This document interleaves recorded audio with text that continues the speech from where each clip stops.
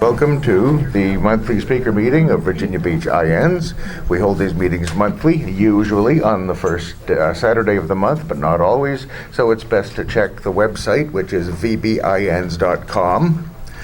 A book drawing, and as luck would have it, the book to be given away today is authored by our speaker today, Inner Journeys, Cosmic Sojourns. Our speaker today is Stephen Poplin. He's MACHT. He's a transpersonal hypnotherapist, a sometimes college instructor in philosophy and humanities, most recently at Hoffen City Universität Hamburg, which is, of course, in Hamburg, Germany. He moved to Virginia Beach in 1981 for 9 years to study the Edgar Cayce readings.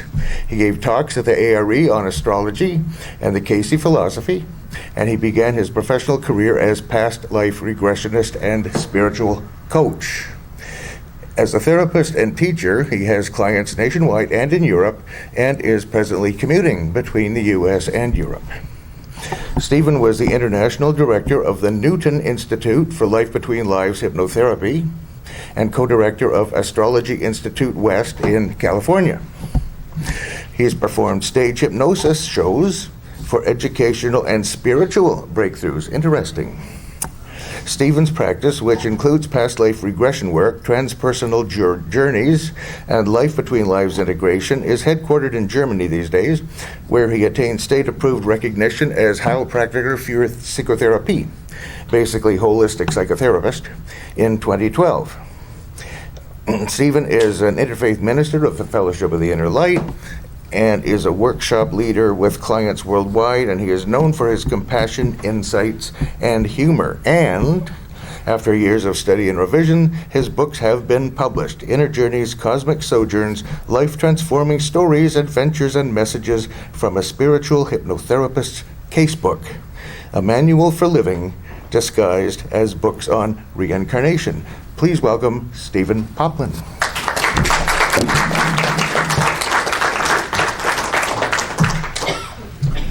Thank you for that, Lloyd. Simultaneously, things happen, and so how about that for the screen, huh? Yeah, right. What's going on here? Yay! Here we go. Okay, thanks. Very nice to be here again, and when I say again, I mean again and again and again, because I'm into past lives. And we circle around, cycle around, and there's many different stories that we have had then as well as today. So I first start this off here with an invocation. Take a deep breath. This here, in general, this whole work here is spiritual work. And so as you breathe, let's call forth inspiration, spirit, love. Feel the energy in this room. Here we are as beings, and our energy flows from Mother Earth, Gaia, below us. We breathe that up, Father Sky, inspiration, and here we are aligned, attuned, connected here in the middle, right here, right now. I also suggest that there may be some energies, some positive healing spiritual energies felt perhaps on the feet, maybe in the hands. It might feel like tingling, it might feel like a little bit of warmth. And as you breathe, as you attune again to the energies here present, I ask anyone here if you indeed feel some tingling or warmth in your hands or elsewhere. Hands? Okay, good. Several of you. It may continue and expand throughout this talk.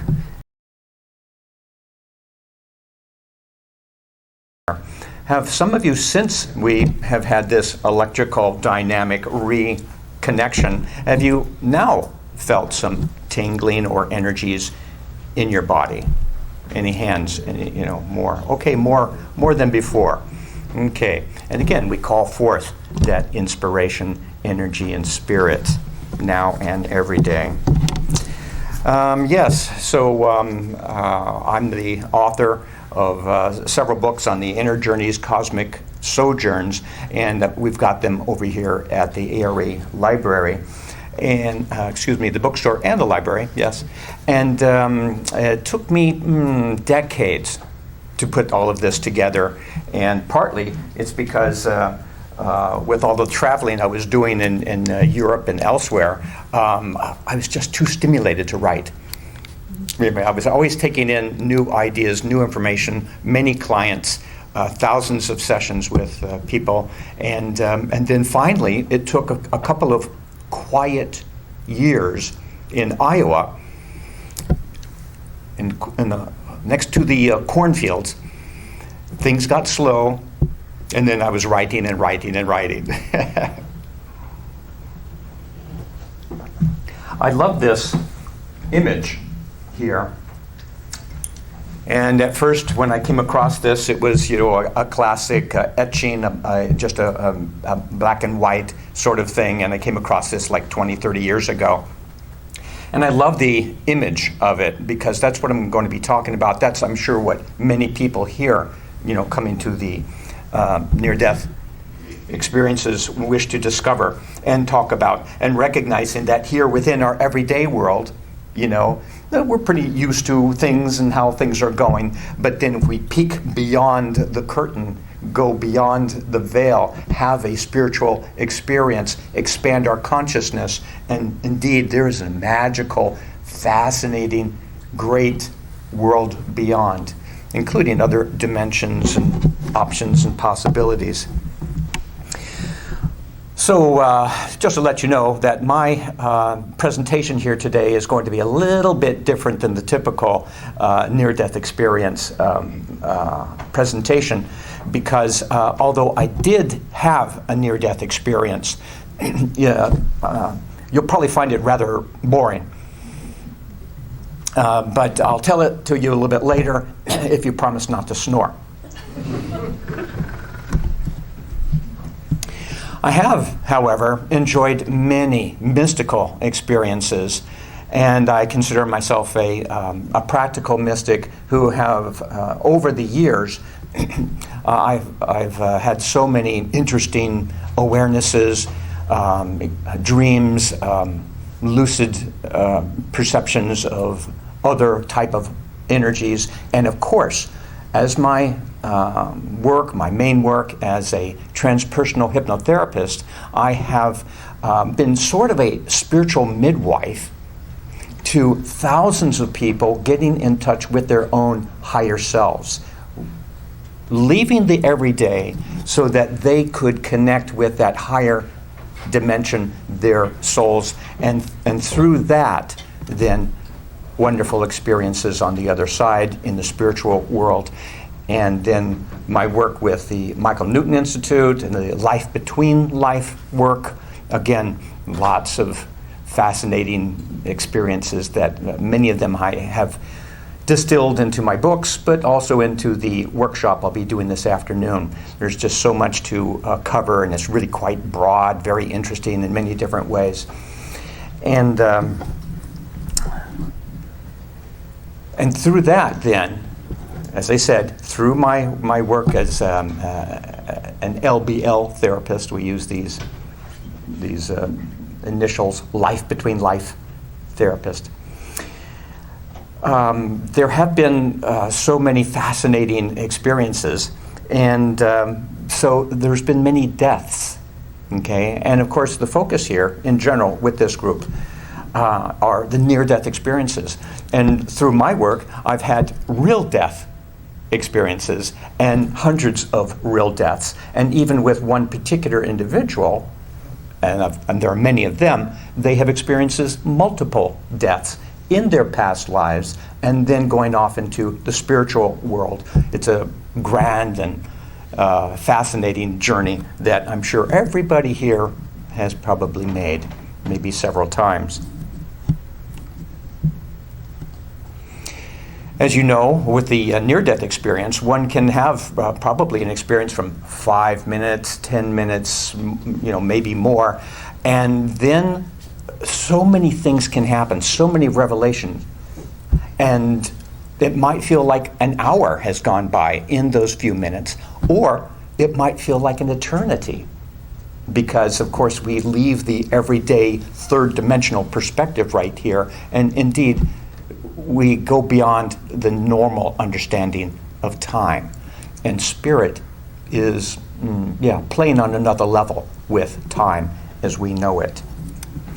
My hypnotherapy sessions can last, however, anywhere from 3 to 6 hours.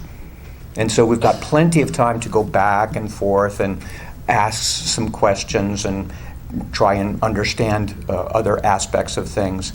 And so it can be quite involved. How many of you here have experienced like a past life regression?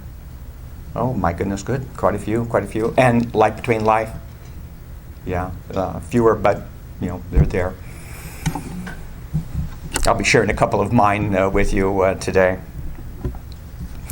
It is fascinating because in these sessions, one can experience such a broad spectrum of feelings: inspiration, joy, depression, sorrow, reconnection, reunion, and that soul connection that, this is home. This is that connection that I have been looking for. It is wonderful. And so this brings us into the general idea of what we're going to be doing here today. Who here is curious? There are those hands. And who here would delight in a sunset?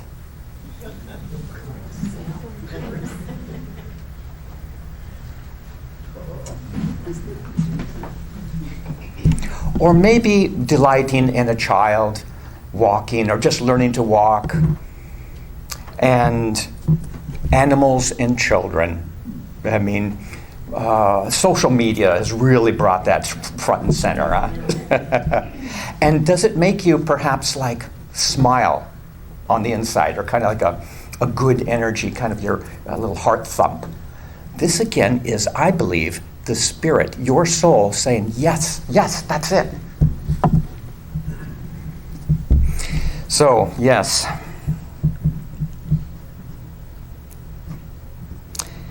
The ancient Chinese sage Mencius said that great is the human who has not lost his childlike heart. And so now it's time for wisdom from children. Kids say the darndest things. After the christening of his baby brother in church, little Johnny sobbed all the way home in the back seat of the car. His father asked him 3 times what was wrong. Finally, the boy replied, "That priest said he wanted us brought up in a Christian home, but I want to stay with you guys."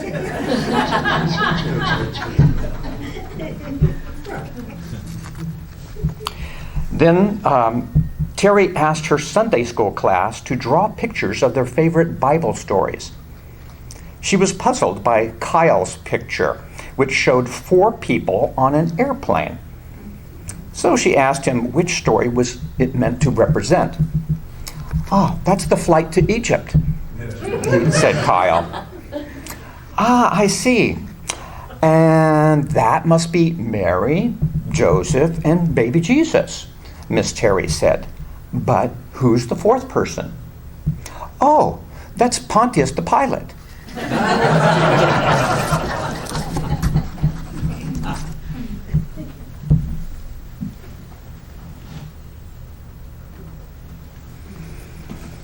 Children and representations of children and inspiration and art and creativity. There are other quotes and other inspirations, again, from children who are a little bit closer to that spirit place. It wasn't that long ago that they had been in that pure spirit. And then we read Unless ye be as little children, ye shall not enter into the kingdom of heaven, says Jesus in Matthew 18:3. But there are other versions of that particular quote. Listen to these differences here, because it's moving towards the general idea that I'm talking about, which is the hypnosis hypothesis. Truly, I say to you, unless you turn and become like children, you will never enter into the kingdom of heaven. That's one version. There's many versions of the Bible. Here's another one. Truly, I say to you, unless you are converted and become like children, you will not enter into the kingdom of heaven. Some subtle differences, some of them sinister. So then we have to go back to the real Bible. Here are some more children's quotes. This is from Gabriel, age 4. Ow, my eye. I didn't know where my hand was going. I thought it wanted to rest behind my head, but it wanted to poke me in the eye. Little Harrison, age 3. Mom, you know what? When people die, they're up in the stars. They're the shape of the stars. He knows. And then Jackson, age 9, says, in my heart, I'm still little. Little Greta, age 4, says, I really love being human, but some days I really wish I could be a fairy. Again, but how true that might be. We're getting closer again to the spirit. And then here's a little story from my own family. My younger brother, who was, I believe, in first grade at the time, he had got his first pair of glasses. And he was very delighted about it, and I was the big brother. He's 6 years older than him. And so within a week or two, he was going to bed, and he was wearing his glasses going to bed. And I said, your eyes will be closed, right? And he says, oh, I want to see my dreams better.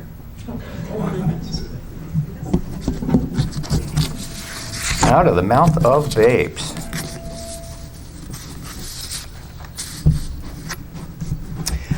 Many children can recall their past lives.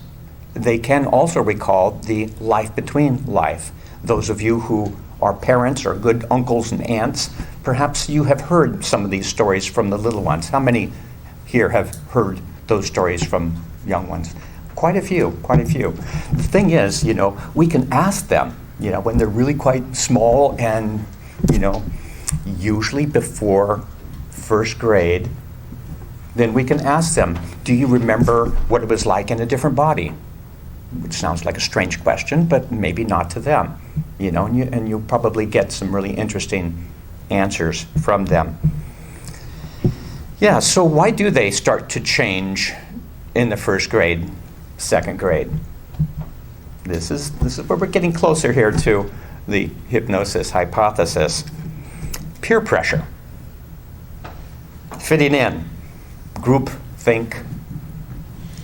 They do the comparisons.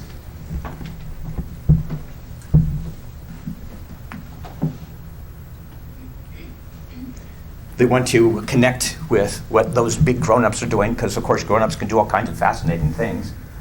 They're so big they can drive cars.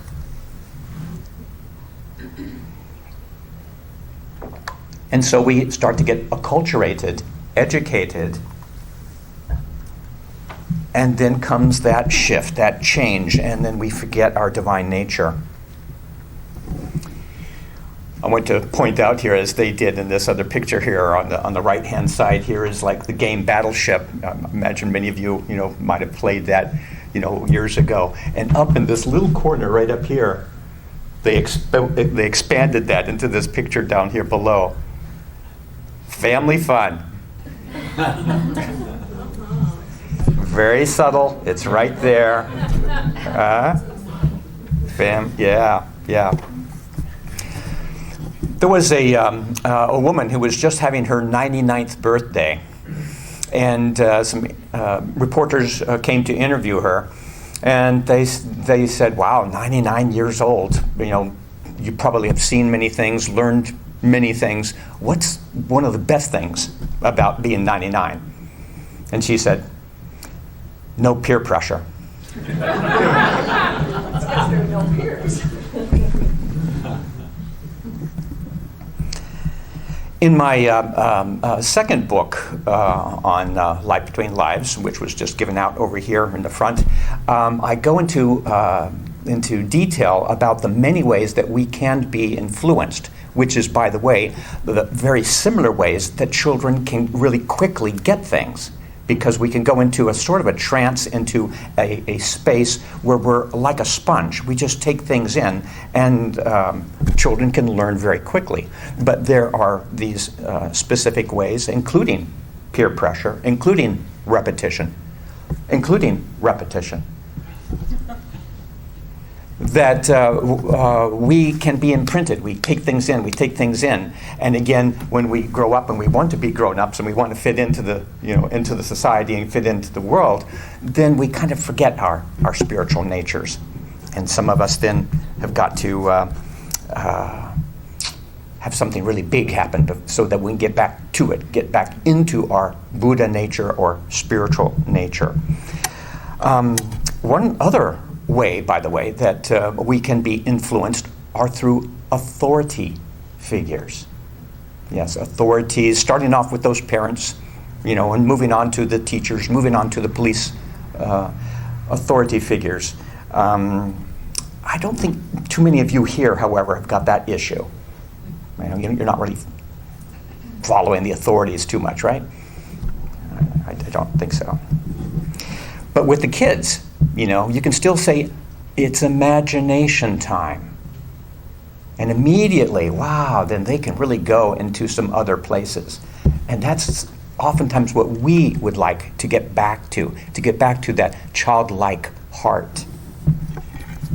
So the hypnosis hypothesis that I've dreamed up, or maybe I was downloaded, was that the majority of the world is hypnotized the majority of the time. In that sense, many people are asleep. And people go about their lives fulfilling some formulas. The family business, that which was brought down from generation to generation, the tradition, this is how we do it at home, this is how my family does it, this is my church, and all of those can bring some really good ideas, some very great and noble morality and signs and how to get along in the world, but sometimes no. It's really kind of confining, and we've got it figured out, and you just follow along with the plans. Or you could follow the neighbors, the Joneses, or the Kardashians, but follow. Here's a story that is not in one of my books, but it's going to be in a future one. A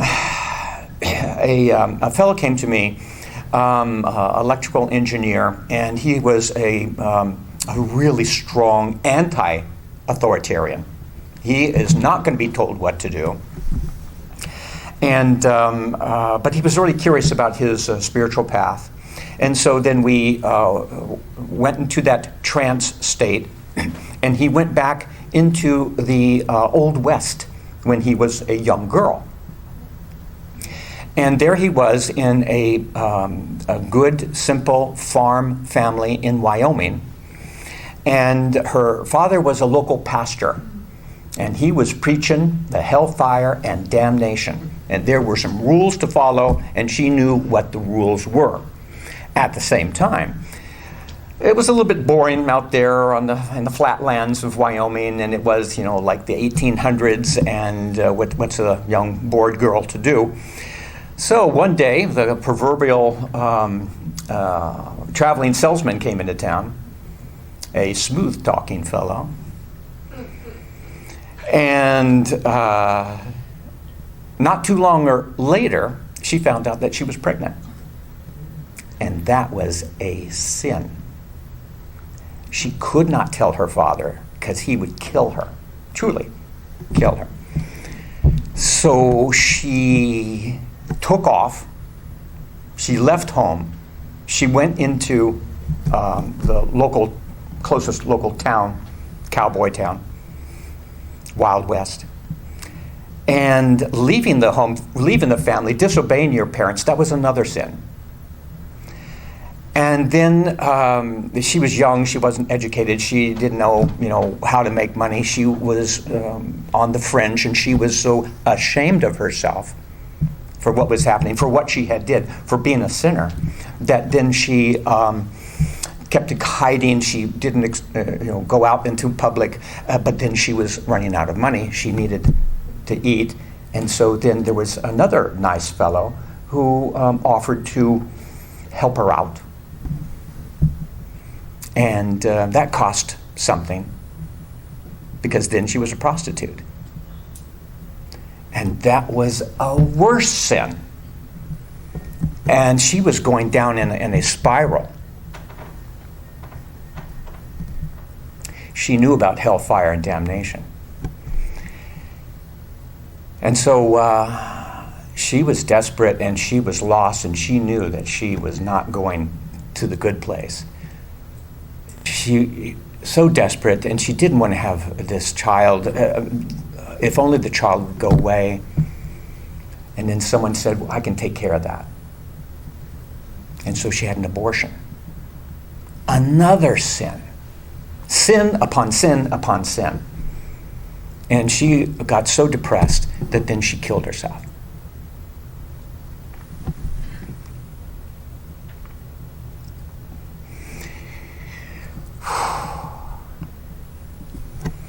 So she stayed in the shadows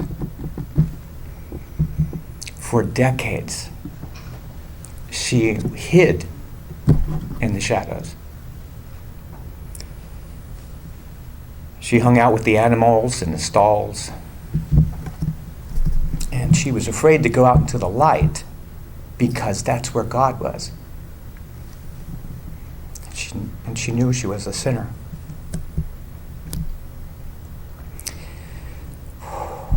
And then one day, many decades later, a light came to her, a warmth.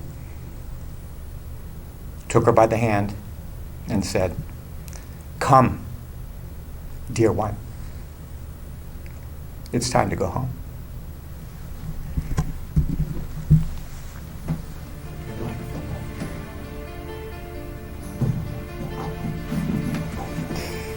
The light, vibrant, life, energy, nature. She was home. She went home. She was taken home. The angel, the guardian angel, her spirit came to get her, and she went to that place called home. How many of you here have felt home, or you know what that home means? Mm-hmm. Spiritual home.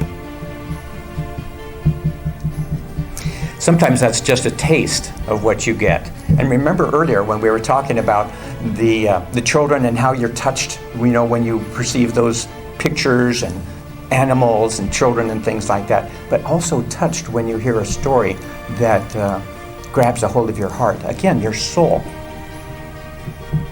moved. There are many ways to wake up, to go home.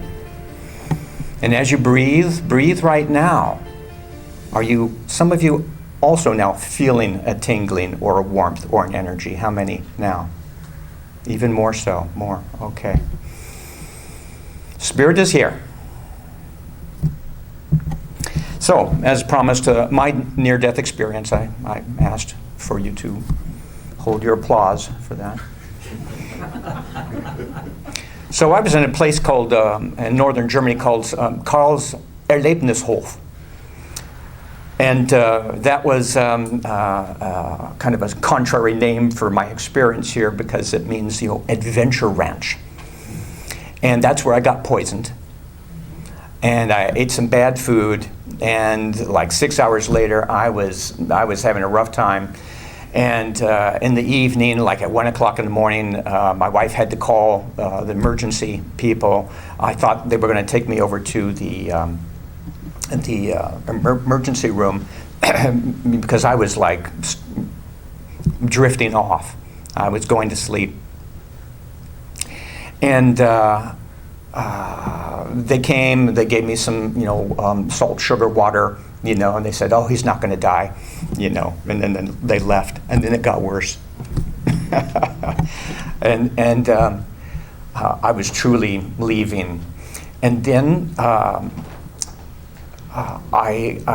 was truly, it was just blank, and I was, lost somewhere. I didn't know where. And I saw in a dim darkness 2 figures slowly coming towards me. Very dim, not very distinct at all. And then I hear my name whispered. Stephen.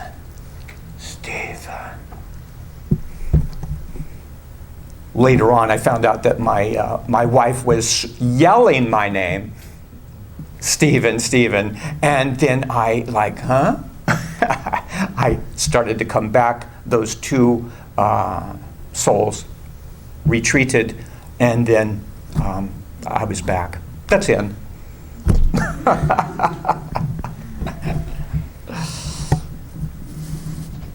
However, I have had many mystical experiences, and that started around the age of 21. And I have this image right here again of the beautiful leaves in the sunlight sparkling, because I was in a park in Denver and just minding my own business, just enjoying a beautiful day. And suddenly the leaves began to vibrate, and the grass was effervescent and started to shimmer. And things got kind of electric. I had no idea what was going on. And I thought it was beautiful. And there was an energy that I was aware of. And then it kind of slowly faded. And I thought, wow, that was beautiful. Don't know exactly what that was, but okay. Within 6 months, I had lost all of my friends. Because I was no longer the same person. I was shifted. It seems like it was some sort of portal. Later on, I even described it as like a little fairy dust over the top of my head. That kind of woke me up. And within those 6 months, I was starting to read philosophy, wanting to understand what this life was all about. And I was no longer in tune with the group of friends that I had had. I did not fit in anymore. How many of you don't feel like you really fit in? Yeah, funny. You know what? That might mean that you could be more attuned to the spiritual world. I've got something that we can gauge your connectedness to this other reality, this higher vibration. And it's a phenomena that, besides one can be a little bit spacey or a little bit daydreamy, that's another sign of being more spiritual. You've probably have heard that some people have a thing called a depth perception problem, and they can't quite gauge, that there's 6 feet in front of me, and then they might step on, things that they don't mean to, or trip over the sidewalk. People like that. That's called a depth perception problem. Well, there's also a thing that's called a time perception problem. And it works a little bit like this. You've got 10 minutes before you have to leave the house and go to the theater. And you say, I think I can rearrange the furniture. Huh? Or like, I think I can fix that shelf. You know? And then you say, no, it can't be done. You know? But that's your recollection that in spirit, which is a very malleable time, that you can do amazing things in 10 minutes. How many of you experienced that? Guilty? Yeah, I thought so. Quite a few. Okay. Yeah, a time perception problem, one of the indicators that indeed you're on a different vibratory level. You're more in tune perhaps with spirit, with spirituality.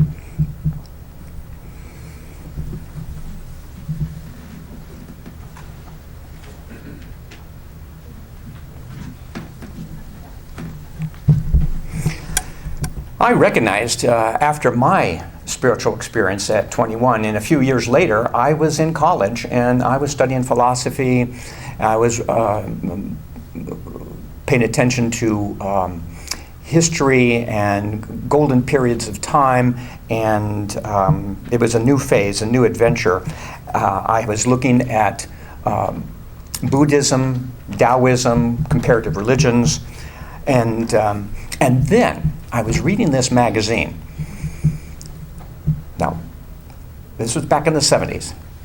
And at the back of the magazine, you could get your horoscope for $5. Well, at this point, you know, if had you asked me that a few years before, I'd say, horoscopes, you know.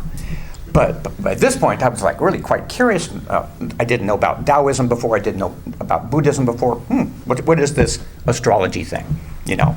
So I sent away for that, got my little horoscope back, and it was talking about me, my unique, I thought, personality. So I was intrigued to go for the $10 special. And that gave me even more information about me. And so then I was like convinced, I was hooked. I said, there is something going on here. And besides studying, regular philosophy of the Greeks and the Chinese and so forth, I'm going to take a look at this astrology thing here. And that's this idea of the cycles. And I love the idea of the double meaning of cycles here. But the grand cyclic nature of life that also got me later on into past life regressions, and that we're all on our cycles, and how fascinating, how interesting that is. That then very soon led to taking a look at symbology, archetypes, Carl Jung, and also the tarot cards, and tarot and symbolizing things and images that can speak to us through this thing called synchronicity. Who here does not know what synchronicity is? Okay, I thought not. You clever bunch. Well, I'm not sure if I should be happy about this or not, but right after this time of being open to these various things, including astrology and tarot, I had found out that it was just a Uranian transit. Uranus. That rascal. Yes, but fascinating at the same time, because I was saying, whoa, there are these cosmic forces. Nature is communicating to us and through us. And if we pay attention to the signs, we can see things in nature. What do you see? The dancing trees. But they're just trees. Or are they just trees?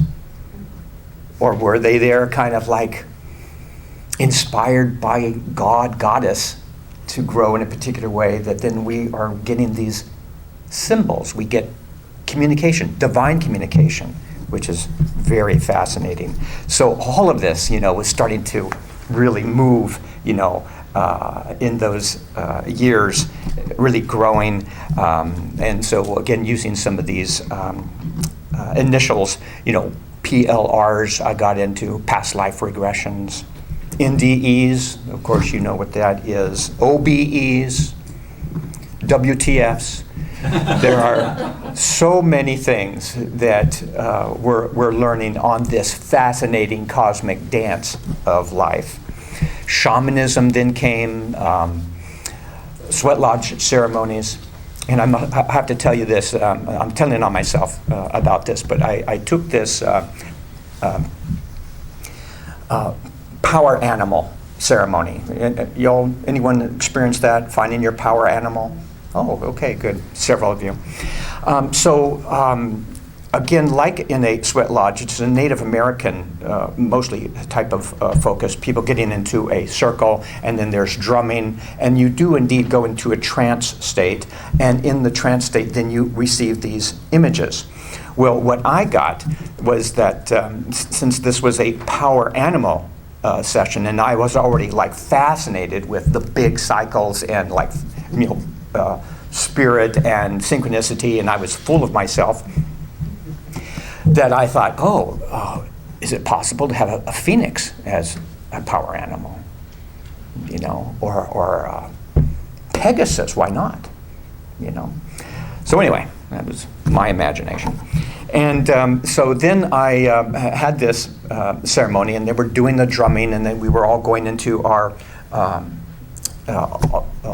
alternate perspective on things. And so how it works many times, not all the times, is that there is this terrain connected to the third dimension. And then as we drum, as we go into the inner world, there's like a tunnel or a hole, and then you drop down one, and then there's another terrain in the underworld, in the spiritual world, in kind of like a dimensional place.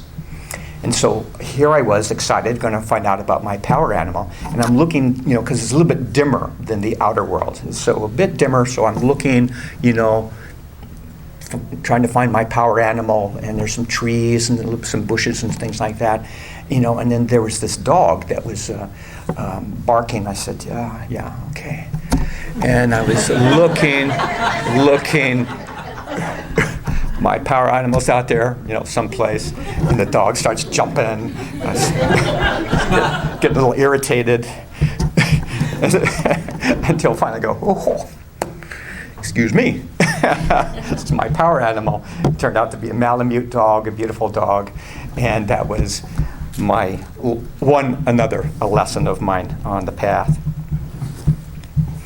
And it makes me, wonder again, how are we seeing the world? Our perspectives, and what we expect, and what is real, what might get in the way of seeing reality. What do you see here?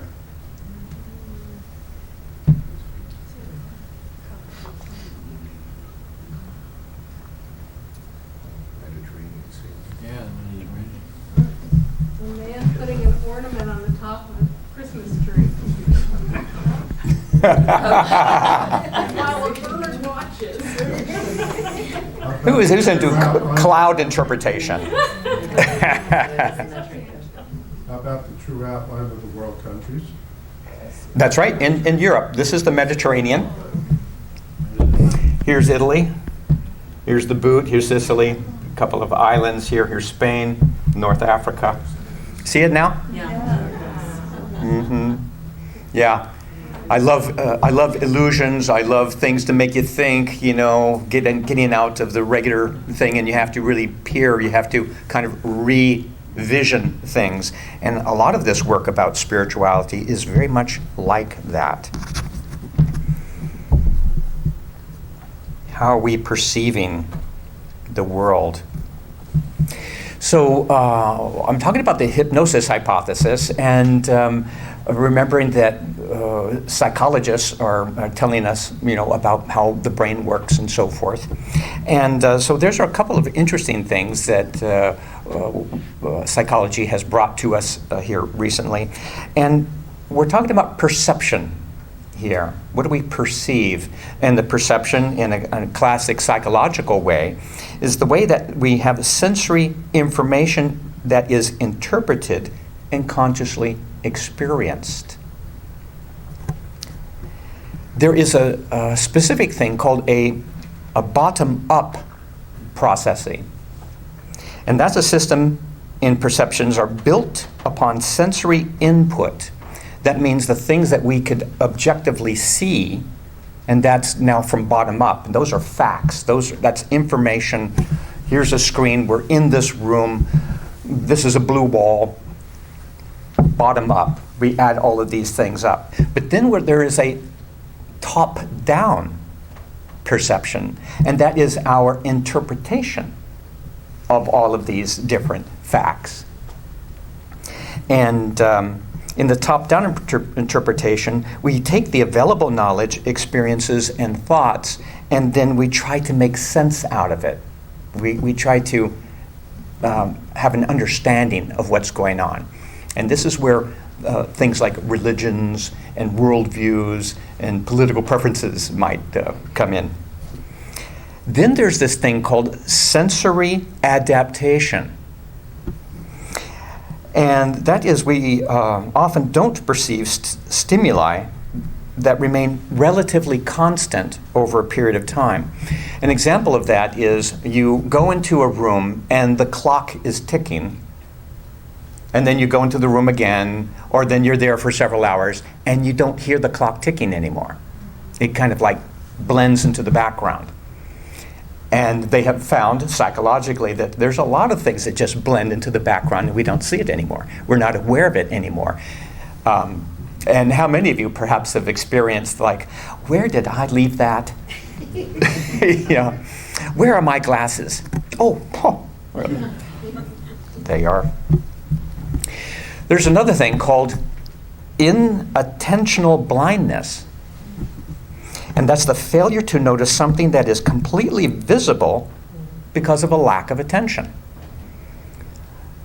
People talk about that when they just hit somebody with a car. Oh, I didn't see him. It was right there. Something in plain sight, but I didn't see it. I didn't get it. How many of you also experienced that? It's a rather common psychological perspective. That's why they're trying to study that. But one of the things I find interesting with the psychological studies here is that psychologists, psychiatrists, and so forth, even though within the word itself of what they're studying, psyche means soul, but they know that there is no soul. And so there are many professionals and academics and authority figures who are telling us how the world is, and they've got all of these really interesting perspectives, like what I had just shared with you, the top-down, bottom-up, and so forth. Very clever, very bright, but at the same time, if you don't believe in something, for instance, this idea of past life regressions, you could be a psychologist and you could put somebody into a trance, but if you don't believe, you're not going to ask about a past life. You're not going to ask anything about reincarnation because you know it's not true. And that is a trap. That can get people lost. That can get people off track. If you know something, then you don't ask. And that, again, that's a top-down perception right there. So this is part of a belief system that all of us have, if I can use the abbreviations for that, BS. It is often a perceptual top-down process. It's about interpretations. There are religious fanatics, but there are also academic fanatics, atheist fanatics. There are all kinds of fanatics. And you take that word and you bring it down, and they become fans. Fans are fanatics. And the majority of the world is hypnotized the majority of the time. But cat people know the truth.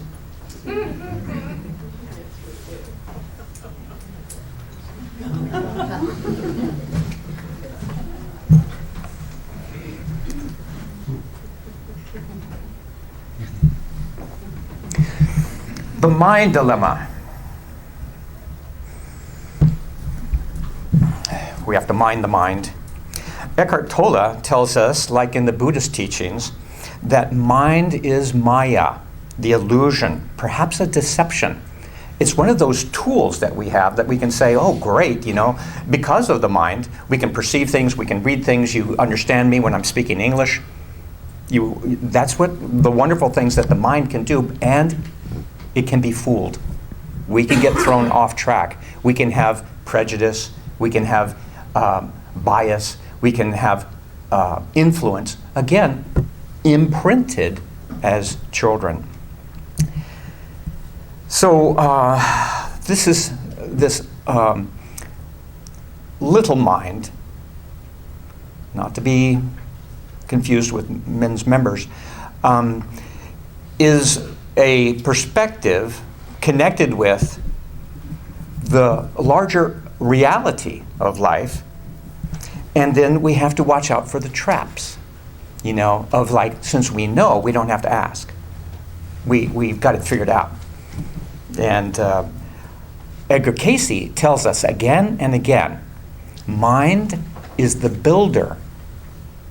And I must admit, as a philosopher, I had to really readjust my perspective on things, and I had to listen to the cat god, because I was taught that mind, from a Buddhist perspective, is a little bit suspect. Don't get caught in the mind. You have to release the mind. You have to go back to the pure spirit, into nirvana, into like a great nothingness. But I had also my Malamute dog as my power animal by this point. So I was on the right track, I believe. And I was looking for the Great Spirit, and remembering and coming across then Edgar Cayce. And that was, to me, also quite a revelation, because, wow, here was a person, as we know, relatively uneducated, devout Christian, read the Bible once a year. This is not a scholar of any sort, but through his psychic readings, when he was asleep, when he was in a trance, he could talk about all sorts of fabulous things, ancient cultures and cycles and ancient Atlantis and Egypt and astrology and past lives and so forth. I mean, just fabulous. And that was another opening for me, when the curious mind with a big M, really wanting to truly try to push aside the things I was taught, and to go into what's real, what is true? And that's been the path ever since. And we are confronted with decisions every day, of things we're supposed to believe, things that come to us as facts. That's especially true today. And then we are to ask ourselves again and again, choose thou. Choose, make a choice. Really ask yourself these things, is that true or not? And I have to be careful about my top-down inclination, that I've got a worldview, even if it might even be an Edgar Cayce worldview, and still strive to be open to take in all of these fabulous stories that we're getting here with the near-death experiences, as well as our own mystical experiences too. This brings us into religion and the root word of religion, which is relegare, that means to reconnect. We have ligaments as a connection. To reconnect, to remember to connect.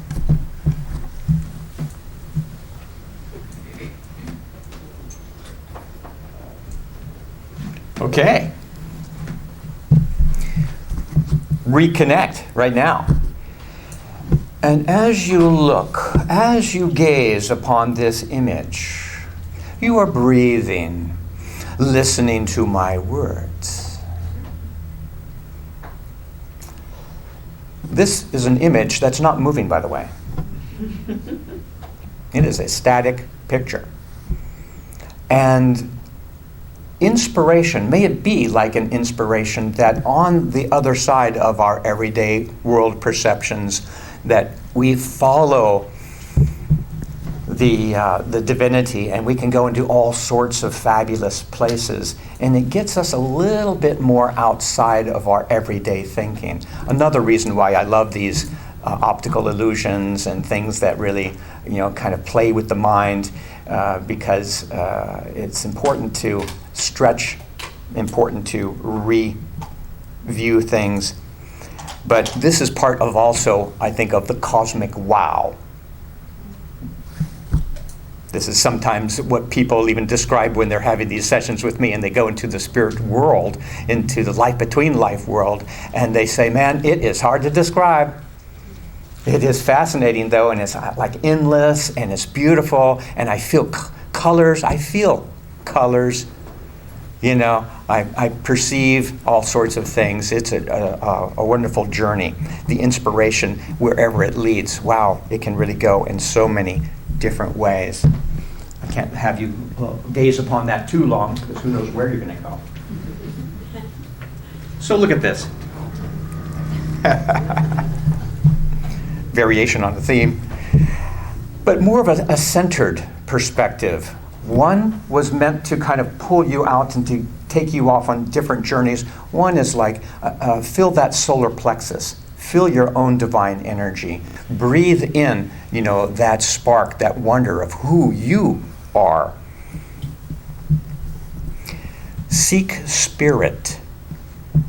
Follow the light, the warmth, the good. Positive affirmations and suggestions are very helpful for this.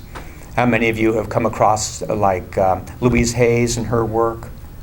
Positive affirmations. Yet another way, similar to the repetitions that I was talking about before, that we implant upon the unconscious those things that we would like to have in our lives. Knowing how now that the mind can be malleable, and we can grasp again, reconnect to that childlike wonder, then we can say, now I'm going to re-educate myself. I'm going to plant those seeds. I'm going to read those books. I'm going to attend those talks and presentations that are going to plant some new ideas, some different perspectives, some things that I would like to choose to plant to tend to my own inner spiritual garden. And that's what this is really about. That's what many people come here into the ARE, into these programs, just to get that good information and reprogram ourselves. Positive affirmations, yes. Remember in the 80s when that was new, and people were saying, look in the mirror. And they used to make fun of this on Saturday Night Live too. I was like, gosh, I'm good. That's right. Darn it, I'm really great. And although you can make fun of it, and you can laugh, and I love to laugh, but I also think it's very important to also take it seriously and to say, let's look at all these different ideas and perspectives and inspirations and great books, and keep learning like children, and grow, and then get back to the garden. Edgar Cayce tells us to diminish the negative and augment the positive. And that's a perceptual perspective too, that for people who might be a little bit more critical, that it's not really healthy for you and for even your own self happiness, to move in that direction, but to augment the positive. To do the right thing. But what is the right thing? That's also part of the journey of adding up the different pieces of the puzzle and those essential truths that are perennial, that have come down, from time, other places, great stories. And here is a bit of bad news connected to that. Sometimes we cannot trust our own judgments. Remember, we've talked about a couple of different times. You can be fooled by a vision. You can be influenced by an authority figure. You can be checking things out from a top down, because I have been told from an expert, what's the truth is, and then you can make some bad choices. You've collected some false ideas, fake news, and then you base your plans upon that. Remember when I was on my power animal journey, and I knew that it wasn't the dog. So as much as we can say, yes, thank you, mind, thank you for being that tool that Casey talks about. Mind is the builder. That we have to feed that mind and feed it well, and watch out for those things that are more like presumptions, hopes, the popular perspective, etc. And then you can get out of the majority of the world is hypnotized the majority of the time, and reprogram yourself, hypnotize yourself to go on a different path. So yes, feed the spirit, and you're feeding the spirit right here, right now, by the way. This is a great place, a great building, lots of inspiration here. Feed your body and feed your mind. Be good, be kind.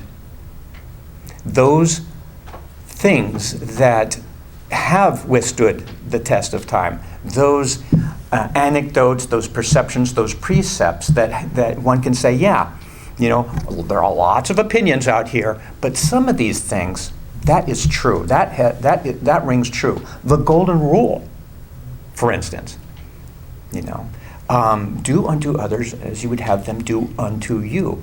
Classic. You're not going to go wrong with that particular precept. The silver rule? It's the do not harm others as you would not want to be harmed. So it's not an active movement, it's more of a passive. So one's gold, one's silver. Confucius said the silver rule as well as others have. So when we are going about our lives and we're making our choices and we're voting, periodically we have to just say, okay, guess what? I can't always rely on my instincts, my reactions, my basic, oh, I know what it is. Because as I said, even like trained psychologists studying, in academia for years, highly educated, but they know that there is no occult. They know that there is no past lives because they were trained. Forgetting that, that's brainwashing. And so what can we rely on? It's important to have your own hunches, your own moral code, something that you can say, yes, no, this is not so healthy, this is quite healthy. But periodically it's good to read the great books, go back to wisdom and say, oh, I have to redirect myself, kind of like gauge your compass. Anybody have like those compasses on your smartphones? Yeah. And then do they tell you like every now and then you have to do one of these numbers here with the smartphone, so that it calibrates itself? So sometimes you have to do that with your head.